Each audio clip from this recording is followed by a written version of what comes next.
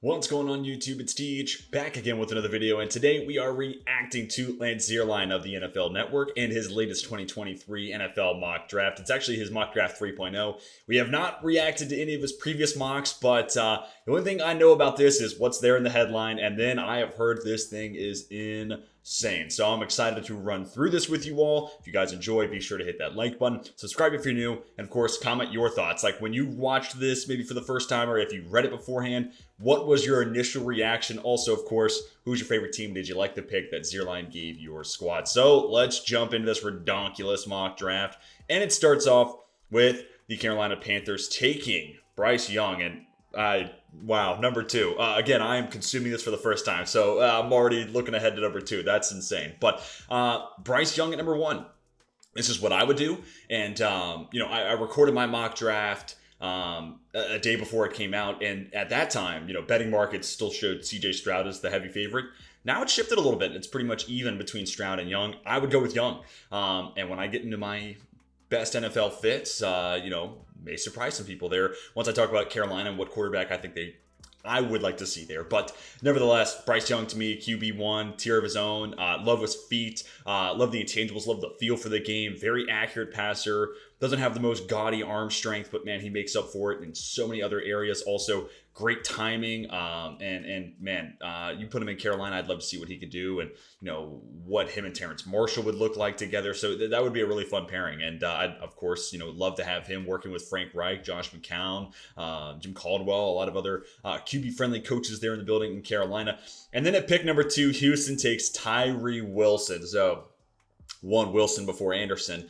And secondly, a little bit of a spoiler here, my perfect fit for the Houston, once we get into those favorite, draft fits for each team, is CJ Stroud. So to pass on Stroud here to go Tyree Wilson, that is something else. So I just would wonder what this means. Is it eyeing Hendon Hooker in the second round? And I guess we'll find out. Maybe there's a trade or whatever. And if this is as crazy as it sounds like it's about to be, Hooker might go here in the first round. So do you even get a quarterback this draft? Is it still Davis Mills' job? So I would obviously much prefer CJ Stroud in this spot, but adding Tyree Wilson, a potential cornerstone to that defense, is a fun thought. Not what I would do at 2. I think you can get like a Lucas Van Ness, Nolan Smith, or someone along those lines at 12. And who knows, maybe Tyree Wilson's still available at 12. I think that's more likely than them taking him at 2, but that's just me right here, right now. The Cardinals take Will Anderson. So finally, we kind of get back on track here, and it's a little more normal. I'm excited to see what's at pick 4, but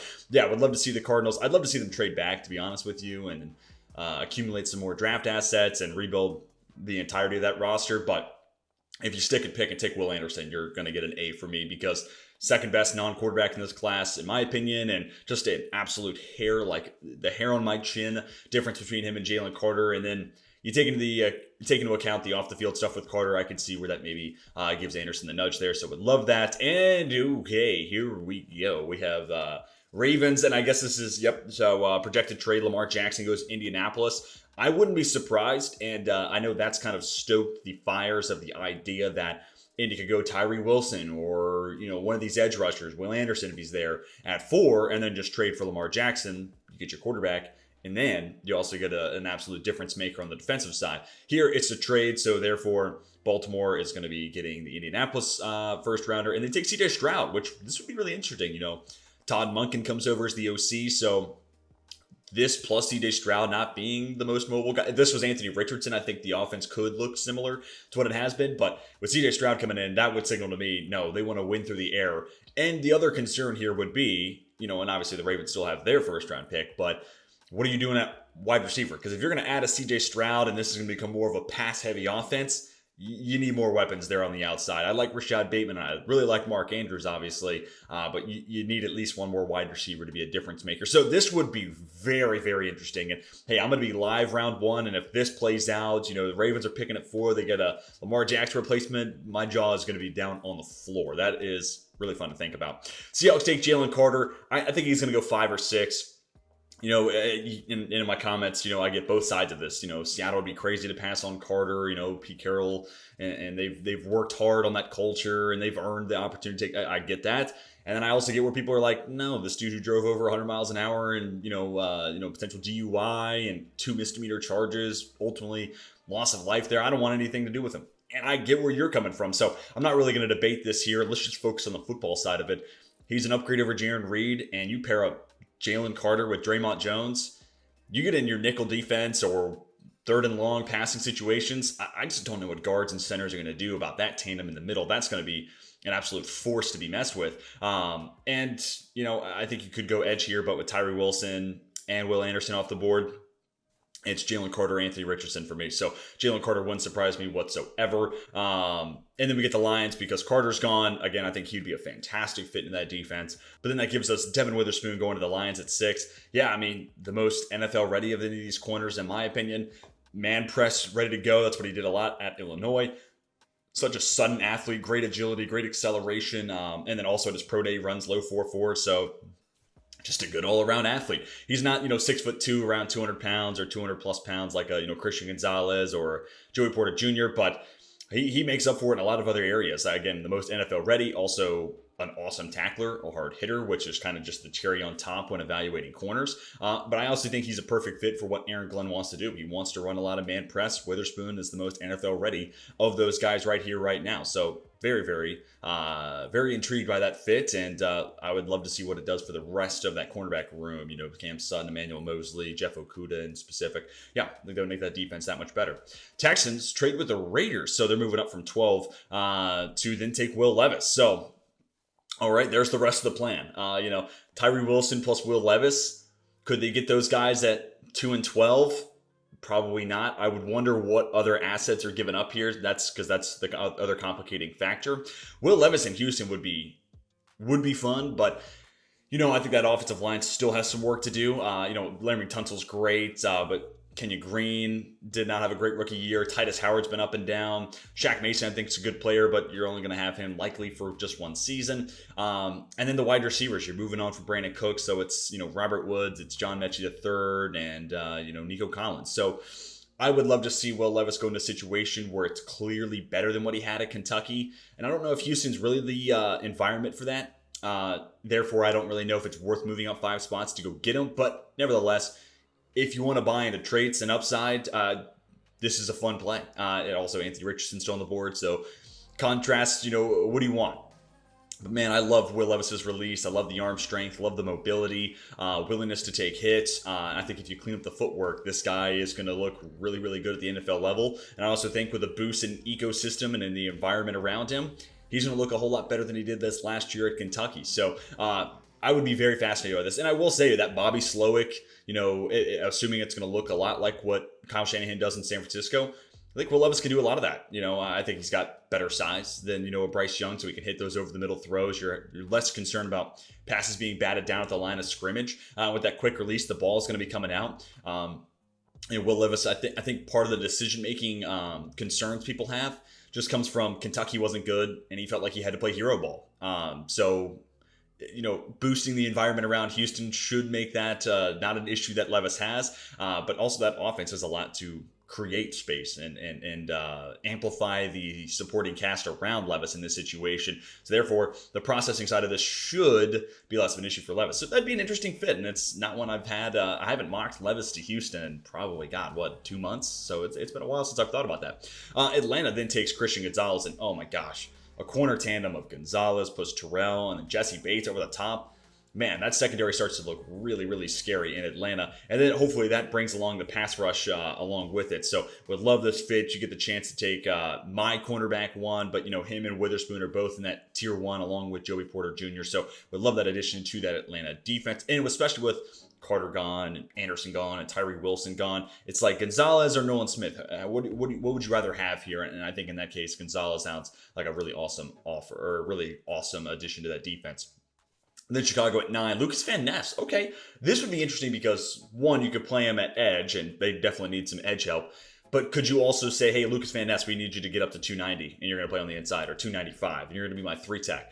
So I'd be really curious to see where Matt Eberflus is going with a Lucas Van Ness. Or maybe it's both, right? Like, the Chiefs move Chris Jones around, right? And could they do the same thing with Van Ness? He's got that inside-out flexibility, and also, I think, awesome speed to power translation, and I think there's a little bit of sneaky bend in there, and we'll see more of that if he does play on the edge at the NFL level. So, top 10, I certainly think is a possibility here for Van Ness. I've had him go as high as 8 to Atlanta, so I definitely don't rule this out. But this or Paris Johnson Jr., I think I'd lean Paris Johnson Jr., but Van Ness is a different fit here that I haven't explored in any of my mocks, so I appreciate Zierlein doing that. Eagles draft Peter Skoronski. I think this makes a lot of sense. Draft and play him at right guard is what I did in my last mock. And then Cam Jurgens. Again, I think of him only as a center-only prospect, so that's kind of why I think Skoronski makes a lot of sense. He can play anywhere on the offensive line, 1 through 5, left tackle all the way through to right tackle. Play him at right guard. Replace Isaac Seumalo, and then Cam Jurgens takes over as your Jason Kelce replacement in another year's time. So keep a strength, and this feels very Howie Roseman to me. Titans take Jackson Smith-Njigba, so yet another pick I had over the mock this past weekend. And, this was kind of the Tennessee type. A.J. Brown did a lot in the slot. Treylon Burks lived exclusively in the slot pretty much his last year at Arkansas. And Jackson Smith-Njigba, for everything we've seen, has only been really in the slot, and he's been damn good at it for that matter. So whether he stays on the inside or if they feel like he can move outside, put that aside. This guy is an extremely explosive short area separator, and that's what makes him such a dangerous slot weapon. So I'd almost just prefer he stays there, cooks over the middle of the field. Once he plants his back foot, he is so explosive out of a break. Good hands, and then he's 6'1", right around 200 pounds, so he's more physical than your normal slot wide receiver, and because of that, there's some yak upside as well. So in a perfect world, I'd like to see what Kyle Phillips can do in the slot, because I kind of think that's a sneaky, day 3 pick from last year's draft. And then if JSN and Burks can work on the outside, great.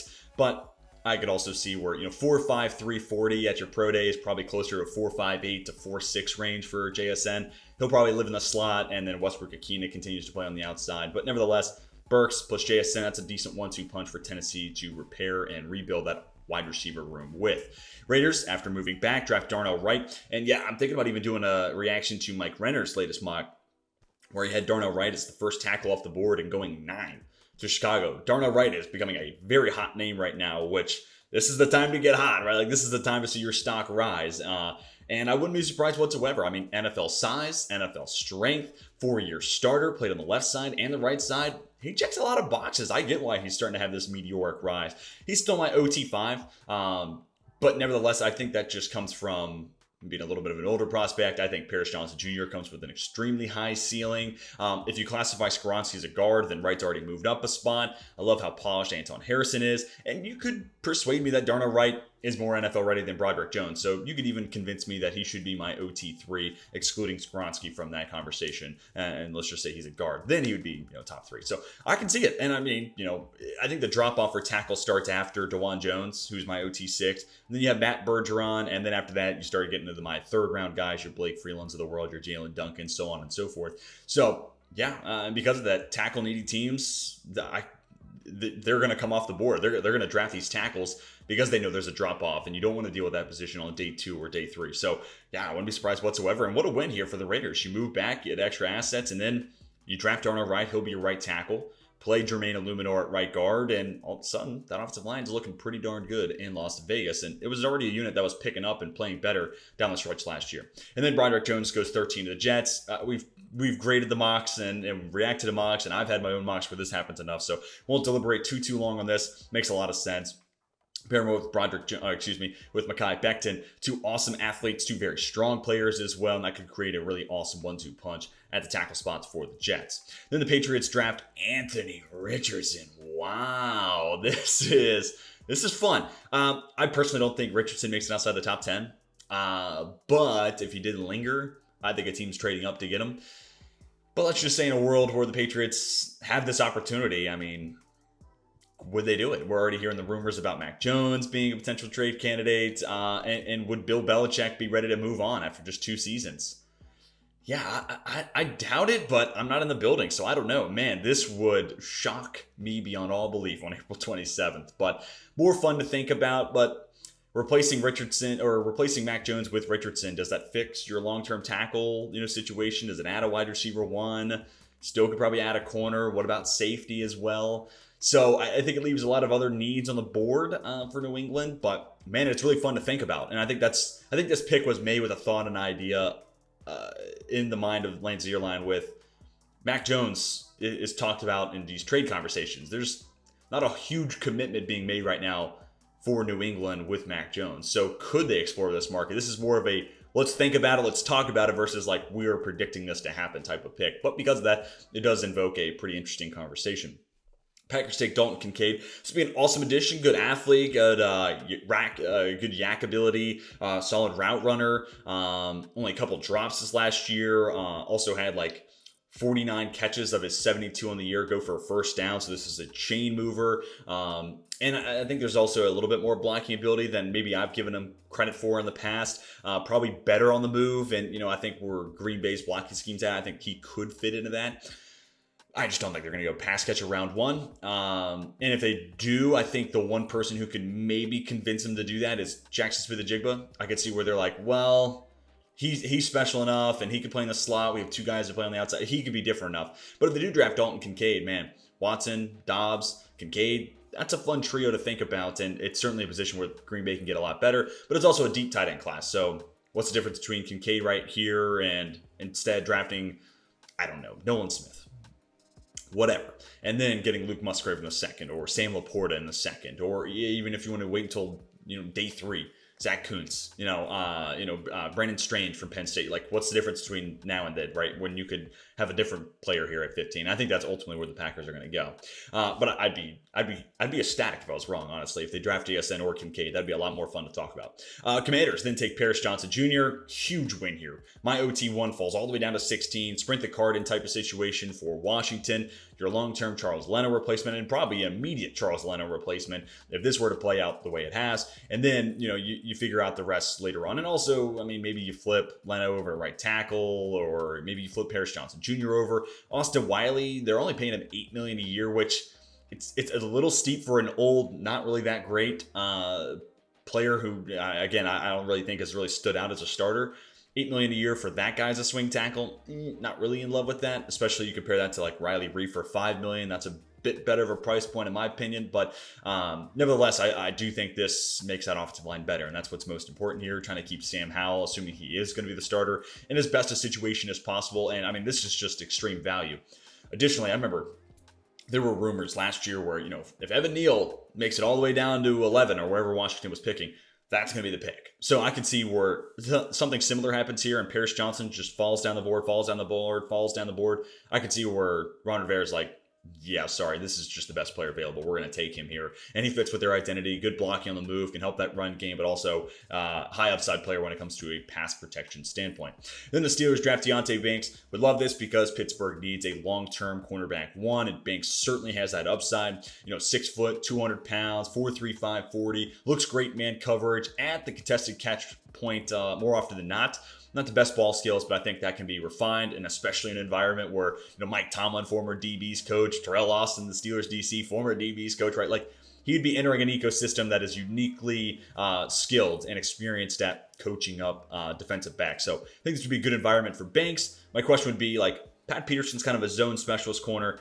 Deonte Banks is kind of a man specialist corner. So how do these two coexist in this defense? So it'd leave me with a few question marks about what Pittsburgh's going to do in 2023, but nevertheless, it would be addressing a huge area of need. Plus, Paris Johnson Jr. is off the board. Broderick Jones off the board. Has Peter Skoronski gone? Yeah, Skoronski's already gone. Correct. Hold on. Refresh my memory here. Skoronski went 10. So, the big three offensive tackles. I like Anton Harrison, but I don't think he's going to be what Pittsburgh's looking for in a tackle. Lions draft Michael Mayer, and I can already hear the Lions fans typing away. Just keep in mind, this is not my mock, so don't yell at me. This goes against Lance Zierlein here. But yeah, after moving on from TJ Hawkinson, I don't see them making a huge investment at tight end. This could be Bijan Robinson if they're going to go offensive, luxury pick here. I think Bijan's more likely than a Mayer. But, I think they could do better than Brock Wright. Like, if we're just talking names on paper, Brock Wright's not all that great. But I also think Ben Johnson's done a good job getting solid enough production out of someone like a Brock Wright. So, do you feel the need to get an upgrade here? I think most Lions fans would tell you no. And honestly, I don't really feel like it's a huge need, especially in a deep tight end class. Going back to this point, what's the difference between maybe trading up on day 2 and getting Darnell Washington, or maybe waiting to see if he falls to you at 48? Or again, waiting till your second rounder. Is Sam Laporta there? Okay, cool. Let's make that pick happen.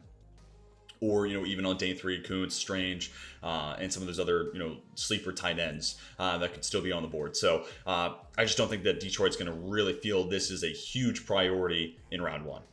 Tampa Bay then takes Nolan Smith. So I was a little curious to see where Nolan Smith would go in this. I think he goes well before 19, but this would be an awesome addition for Tampa Bay's defense. Long-term Shaq Barrett replacement, but also just a 3-headed monster of Barrett, Tryon, Shiinka, and Smith is really, kind of attention-grabbing. And I think because Nolan Smith is such a good run defender, and Shaq Barrett coming off an injury, I'd almost just relegate Barrett to like a pass rush only type of role, and it'd be Nolan Smith on early downs with Joe Tryon Shiinka, who I really do think it's going to take a big step forward in year 3. And then Shaq Barrett just becomes this awesome, absolutely fantastic DPR, third down passing down situational pass rusher.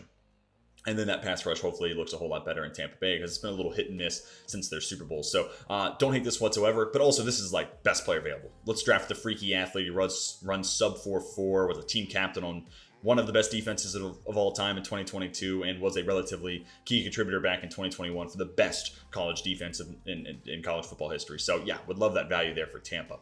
Seattle then takes Myles Murphy. Yeah, twitched up edge defender. They took Jalen Carter at 5, so you address the interior, but also add one more edge guy. And high upside here for Murphy. And because Uchenna Nwosu is still there, Boye Mafe, Darrell Taylor, but focusing on Nwosu and Taylor, both in the last year of their respective deals. So this could be a spot where Murphy doesn't see the field a whole lot in round 1 or year 1. And that might kind of turn off a lot of Seattle fans because it's like, I want my first rounders to be an impact player right away. And I hear you, I understand that. But also sometimes you draft 2 and 3 years down the line, right? So you could basically just pseudo redshirt Murphy this year, roll out with Nwosu and Taylor and Boye Mafe, and then you let those other 2 guys walk, and it becomes Mafe and Myles Murphy as your starting edge rushers on the outside. I could see it totally playing out like that. A lot of upside with Murphy, but he's got to learn how to be a pass rusher, so it may take some time for him to fully figure it out. Chargers take Jalen Hyatt. And it's a pick we've seen a ton. Your Zay Flowers, even your Jordan Addison, your Quentin Johnstons, I've mocked that a couple times as well. Just looking to add some speed into a wide receiver room that's consisted of 4.5 speed with Mike Williams, 4.5 speed Josh Palmer, and 40 time when he was a draft prospect, 4.7 for Keenan Allen. I think he was a little faster than that once upon a time, but maybe now with age he's kind of back into that spot. But nevertheless, just trying to find that over the top difference maker, and Hyatt, that's his calling card, being a burner, pushing safeties further and further away from the line of scrimmage, which should in turn open up the middle of the field for Williams and Allen and Palmer, as well as, Gerald Everett and Donald Parham and Austin Eckler if he's still there. So hopefully it has this force multiplying effect where, kind of like what Will Fuller would do for the Houston offense, where because he's out on the field, you have to respect that over the top speed. Deshaun Jackson's had a similar effect with various teams in his career. He opens up the middle of the field because you have to worry about that guy as an over the top weapon. But also I feel like we need to egg on, Justin Herbert to push the ball down the field a little bit more, and height speed should definitely be able to do that. And let's take advantage of the arm strength that Herbert has. So the Ravens, okay, cool. This was my main caveat. Like, if you're going to draft CJ Stroud at 4, that to me signals you're going to change this offense. You need another wide receiver. Then Zay Flowers, Rashad Bateman, I'd be interested by that 1-2 punch. Zay Flowers can play inside and out. You also add Nelson Aguilar. So now you got 2 speed threats. Aguilar, who that's probably all he's going to do is run goes and posts. Flowers you can do a little bit more with. You can also be used as a gadget weapon. They have Duvernay there, but I think Flowers and Duvernay can both kind of occupy that type of skill set. Really good yards after the catch weapon. I think a good underneath route runner as well. Because he's 5'9", he's kind of a stocky, kind of a well-built 5'9", 5'10"-ish. May not get a whole lot of him in the middle of the field, the intermediate parts of the field in that 10 to 20-yard range, but I think that's okay. If you're getting a difference maker in the yak department, and he's a great satellite weapon, in addition to being a good deep route runner with some solid ball tracking skills and good speed to go with, I think if he's winning at those 2/3 of the 3 levels of the field, we can live with that. And again, you have Rashad Bateman to be that intermediate threat. Zay Flowers makes up for those other areas where Bateman's, maybe not as stellar. I think Bateman is a fine deep threat, but I think Zay Flowers gives you a little bit more juice there. Then the Bills draft Bijan Robinson in a projected trade with the Vikings. Makes a lot of sense for Minnesota to trade back. Would love to see them do that. I've actually done that in my last 2 mocks. I just think they're kind of short on assets, so let's try to rebuild that draft asset stockpile. And the Bills move up just 4 spots. We saw them last year move up 2 places to get Kyer Elam. So if they feel like Bijan Robinson's their guy, 4 spots is, a drop in the bucket for a team trying to win a Super Bowl. I'd rather see them go linebacker or interior offensive line or something along those lines versus running back, because I think James Cook's good enough, and I think, with the committee they have, that's not why they're losing games. Now, you can change your offense up, take a few less hits off the body of Josh Allen, and that's a worthwhile investment because of all the money you're pouring into Allen. But does this move the needle of them as a Super Bowl team? Maybe, maybe not. I feel more confident in, like, okay, now they have patched up their offensive line, or okay, they got their Tremaine Edmonds replacement. And as long as that player, steps up and is solid, that defense is still going to be good. And that makes me feel more solid in thinking that this team can be Super Bowl contenders. Bijan's an awesome player, though. So, like, don't let me, and where I think they could go in other areas, don't let that, deter you from saying, don't let that make you think that I don't love Bijan Robinson. Clear cut running back 1 this year. Going with speed, power, elusiveness, also a fantastic receiver. So he would bring another threat to that offense, which would be really, really interesting. And also, like, a backfield of Bijan and Josh Allen. Good luck opposing defenses. That doesn't sound like a headache I want to deal with. So I think this would be an interesting fit, a good addition, adds more to the offense. But at the same time, I think there's some other areas that are maybe a little bit more pressing needs and could potentially move the needle even more than Bijan Robinson. Jags draft Joey Porter Jr., I haven't even thought about it. He falls all the way down to 24. And I could see where teams are like, hey, didn't run that 3-cone. What's that lateral movement? What's that break on the ball? What's that break on the receiver looking like? And he does look a little, he leaves a little to be desired there. But I think man press, cover 2-4-6, this guy is among the best in this class. Insane arm length. Him and Julius Brents are like 100th percentile with 34-inch arms, but it also runs a 4.45, so you have the straight line speed at 6.2.5. That's plenty fast enough in my books. So, adding him into Jacksonville would be, I guess, fine. I'd rather see them draft a Brian Branch, considering he's still available and he's going to go to the next pick. So, I've explored that in mocks, but I'd rather keep Darius Williams on the outside. He's just proven to play better on the outside than he does in the slot. Drafting Joey Porter Jr., him and Tyson Campbell would be an unbelievable man coverage type of duo on the outside, but then I think Darius Williams' play suffers because of it, when in turn you could then have a reality where Williams is better on the outside, him and Campbell hold it down on the perimeter, and then Brian Branch is a true difference maker, and then you're strong at all 3 of those starting positions versus Porter and Campbell could be great. And then it's like, yeah, Darius Williams has not typically been a guy who's great in the slot, so you might have a little problem area there. So a little bit of a change here. And honestly, if you could just flip Porter Jr. and Branch, I would love these fits because, the Giants, getting a man press specialist like Joey Porter Jr. would be fantastic for that Wink Martindale defense. But talking about Brian Branch, I mocked this 2 weeks ago for a reason, because this would be a fantastic Julian Love replacement.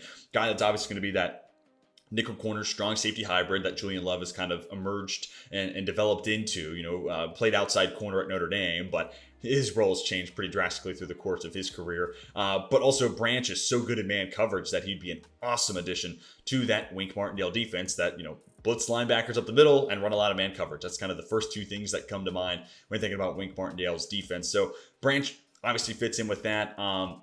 And you have Adoree Jackson on one side, Branch then on the inside. My little bit of issue, and I didn't really mention this in the mock a couple weeks ago, but that's just because I wanted to sell y'all on the pick, of course. But Darnay Holmes, Aaron Robinson, have the Giants? Different regime, I understand, but have the Giants not put enough resources into slot corners? Feels like they have. So again, I wish I could go into this and just flip the order of Brian Branch, Joey Porter Jr. I understand not every mock's going to be the same, and that's totally fine. But I prefer the fit for both teams if it were to be flipped at 24 and 25. Quentin Johnston to Dallas. Man, this would be interesting. Michael Gallup wasn't great last year. Jalen Tolbert, who I liked, kind of disappointed as a day 2 pick. So, a receiver trio of Quentin Johnston, Brandon Cooks on the outside, and CeeDee Lamb living and cooking out of the slot. That sounds super fun. It's super explosive. 2 very, very good speed threats on the outside with Cook and Johnston. I could be entertained. One guy who's a little bit smaller, and then one who brings a little bit more size and maybe some upside there in those contested catch abilities. Not that Johnston's like insane in that spot, but I think he's better than some people want to give him credit for. And I think there's some upside there. Can jump out of the roof too. But then also a great yak weapon. So you have CeeDee Lamb, who they use in a lot of the screen game, but you could use Johnston in the same ways. And that could be really fun too. So adding one more weapon to lighten the load for CeeDee Lamb is always good. And then him, Cooks, and Lamb would be an awesome trio. My question is, like, then you just give, like, what was it, a 5-year deal to Gallup? So what are you going to do there? Like, what's the out? And then also, like, Jalen Tolbert, are we just giving up on him? So not necessarily the perfect fit here, but man, you can never have too many options. You can never have too much talent at wide receiver. So from that standpoint, kind of all here for it if Dallas were to make this pick. Vikings, after trading back, Drew Sanders. I mean, this is a great fit for that Brian Flores, kind of hailing from the Bill Belichick tree. They like their blitzing linebackers, and that's exactly what Sanders brings to the table right away. I could see where he's off-ball linebacker 1, former 5-star recruit, goes to Bama, then transfers to Arkansas. He's got a lot of that pedigree that could make him the first guy off the board. I'm almost wondering if it's Jack Campbell. He's the one guy that kind of has that old school, linebacker height and weight, while also being a better athlete than we anticipated. So him and Trenton Simpson, I'm kind of thinking are going to end up being the first off-ball guy off the board. But Sanders, I could totally see it, again, because of the pedigree. And he is a really good fit for Flores in the middle of the field. And they just got to get more athletic. They got to get faster. They got to get younger there. And I had plenty of mocks going back a couple months ago where it's like, I'm drafting Trenton Simpson. I'm drafting Drew Sanders just because I think back to the wild card game and the Giants were just dropping the ball off underneath. Go get Saquon Barkley. I'm going to dump it off to him, and he's going to pick up 8 yards before anybody gets to him because Eric Kendricks is old, and, I hope he's great in LA, but he's lost a step a little bit. And then Jordan Hicks is also old and slow. So it's like, all right, cool. I mean, you guys just don't have any, like, rangy middle of the field coverage difference makers. And Sanders has a long way to go in coverage as well as run stopping ability, but awesome blitzer, which fits Flores, and he's a high-end athlete. So he can rally and find a ball carrier. Hopefully that changes a little bit of what we saw from the Vikings defense, specifically hearkening on how the Giants attacked them in that wild card game. So I would love to see them go linebacker, but also plenty of other areas they could address and other areas they need.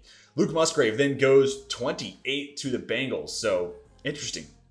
We got Kincaid off the board, but no Darnell Washington, and if memory serves, no Michael Mayer either. So Musgrave's kind of lost a little bit of stock, and he's fallen down a little bit. I originally had him over Kincaid, but a lot of that was, based off of what I thought his combine was going to be and kind of where I thought the athletic measurables were.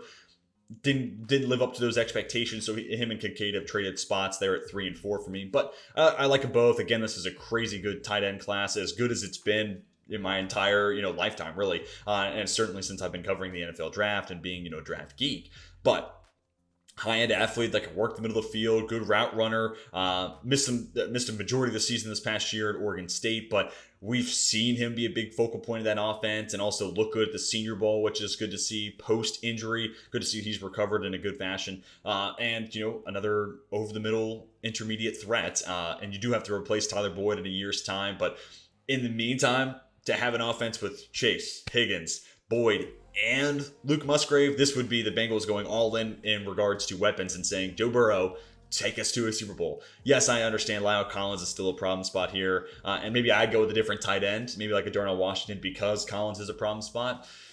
But it's hard to deny what that receiving core and the pass-catching upside would be if you added a Musgrave or a Kincaid if you made it this far. Kalijah Kancey to the Saints. I would love this pick. And if you're assuming Sanders is going to be that run-stopping kind of replacement for David Onyemata, then you can let Kancey focus on being the explosive, get-off, polished pass rusher that he is. A little small, but again, he makes up for it with insane burst and a full move set and understanding how to play the game of chess and being a solid pass rusher from, the between-the-ears standpoint against an offensive lineman. He knows how to play that one-on-one game. And I almost wonder, because of his size, could he play some edge? Like, could he maybe early down stuff on the inside and then rotate out wide? Or is he primarily an inside guy, but then when Cam Jordan needs to come off the field because of his age, and, could he then move out to play the edge? I'd be really interested by that. And again, Chris Jones is taking snaps out wide. We've seen the Rams do the same thing with Aaron Donald. So I think naturally the league is just in a spot where they want to move people across the defensive line, and that's a good thing. But I almost wonder if Kancey could both be an interior defensive lineman and maybe that third edge rusher, depending on what they ended up doing at 40. But that would be a really curious question. I'd love to see what the answer to that question is.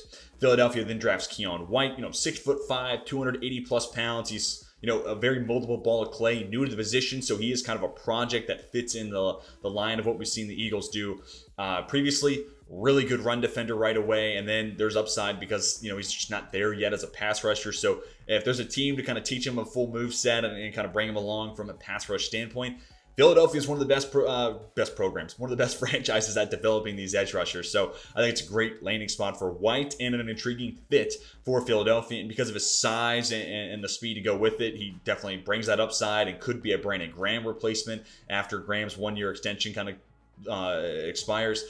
And then yeah, this is just a position they always prioritize. They want to have depth. So even if, like, let's just say they bring back Brandon Graham, like, this is your Robert Quinn replacement then, right? Like, they just always want to have a rotation, 3, 4, 5 guys deep, and Keon White allows you to keep that depth, but I also think he could be a future starter with Philadelphia, you know, sprinkling their magic on their pass rushers, which they have long been able to do. Then the Chiefs take Cedric Tillman.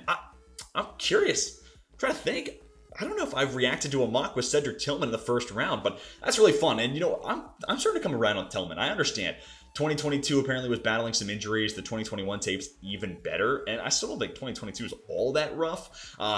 Him and Michael Wilson to me might be the most archetype X receiver that they have in this class this year. And because there's not a whole lot of them, and not only are they the X type, they both handle press coverage, and we have a bigger sample size with Tillman versus Wilson, but they can both handle press coverage, and they're both 6'2", 6'3". They have that X receiver size versus Rashee Rice, who's a little bit, 6 foot, 200-ish pounds. He's a little bit smaller, a little bit lighter versus Tillman and Michael Wilson. And I wonder if that plays a factor. Like, if you were to call those three the X types of this year's class, just call them the possession types, and let's just focus on those three. I almost wonder, because Tillman's bigger and because Michael Wilson's bigger, if they do ultimately end up going before Rashee Rice, and maybe Rice becomes a Z at the next level. He actually doesn't take on a whole lot of press coverage. Anyways, we're not here to talk about the in-depth working of this wide receiver class, but Tillman, and I've mocked Tillman in the second round of Kansas City because he's just a wide receiver they don't have right now. MVS is good size, but he's light and he's a field stretcher, right? Kadarius Toney, in a perfect world, I can keep him in the slot. And by drafting Cedric Tillman here, you do get to do that. Keep Tillman on the inside. Sky Moore can do that too, and maybe play on the outside as well. But he can also be a gadget guy, downfield burner. He just fits in as that fourth guy, rotating in whenever needed. And Tillman is your contested catch, chain mover, old school possession X. And when you have Travis Kelce only getting older, it's good to plan out who's going to be that next possession dude. Because right now, when they need to move the chains, it's Travis Kelce, which it should be. He's their best pass catcher. Duh. But you're not going to have him forever. So tight end replacement, or finding that missing component of the wide receiver room and eventually going back to wide receivers being the focal point of this offense. Tillman, MVS, Toney, Sky Moore. Okay. I could be entertained by that. Obviously, still have Kelce there, so that's the big cherry on top here. But yeah, I haven't seen a mock, I don't think, where he goes in the first round, but I'm very, very intrigued by that fit. And that will do it for my reaction to Lance Zierlein's 2023 mock draft. And look, there were a lot of crazy stuff. I mean, the Colts Ravens trade, and a couple other moves, a couple teams sliding up a handful of spots, a couple teams sliding down a handful of spots. Will Levis going to Houston, did not see that coming. But man, what do I want to grade Lance Zierlein's mock? It's pretty crazy, and some of it's just to have us think about stuff. I'll go 80 flat, just because, ultimately I don't think this is going to be something that plays out to a T. But he is trying to make us think about different fits and, what could ultimately happen with this Lamar Jackson situation. So I appreciate him going out on a limb, and I'm sure he got a ton of flack for this. So I don't want to pile on here. Lance Zierlein, I mean, a lot further along in his career than I am. So who am I to give him a bunch of shit, right? So let me hear what you would grade this mock draft down below in the comment section, whether it's a letter grade or a number grade, like I gave an 80 out of 100 for Zierlein. Whatever's easiest for you, let me hear your thoughts down below. And of course, who's your favorite team, and did you like the pick that Zierlein gave your squad? Let me hear your thoughts and your feedback from this mock draft down below. But hopefully you all enjoyed. Hit the like button if you did, and subscribe if you're new and looking for more NFL content in your life. But that is going to do it for me. Hope you all have a fantastic rest of your day. And until next time, my name is Teach, and I am signing off.